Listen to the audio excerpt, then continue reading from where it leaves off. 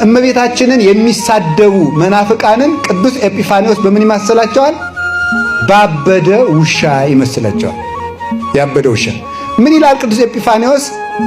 የመዝገበ ህብስት ወይም መዝገበ መድኃኒት የሚባል መጽሐፍ አለው። ፓናሪዮን ይባላል በግሪኩ። መዝገበ ህብስት ወይም መዝገበ መድኃኒት ማለት ነው። ለሁሉም መናፍቃን መልስ የሰጠበት መጽሐፍ ነው እና ቅዱስ ኤጲፋኒዎስ ምን ይላቸዋል?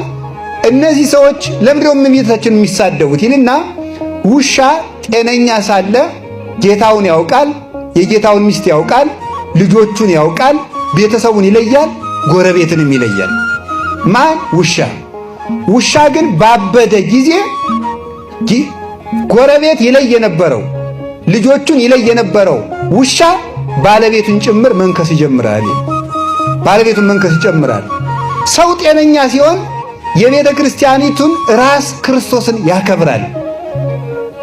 ቤተ ክርስቲያን እንድትመሰረት ምክንያት ድህን የሆነችውን ድንግል ማርያምን ያከብራል።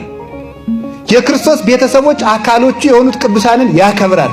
ሲያብድ ግን ቅዱሳንንም ይሳደባል፣ እመቤታችንን ይሳደባል፣ ራሱን ክርስቶስንም ይነክሰዋል።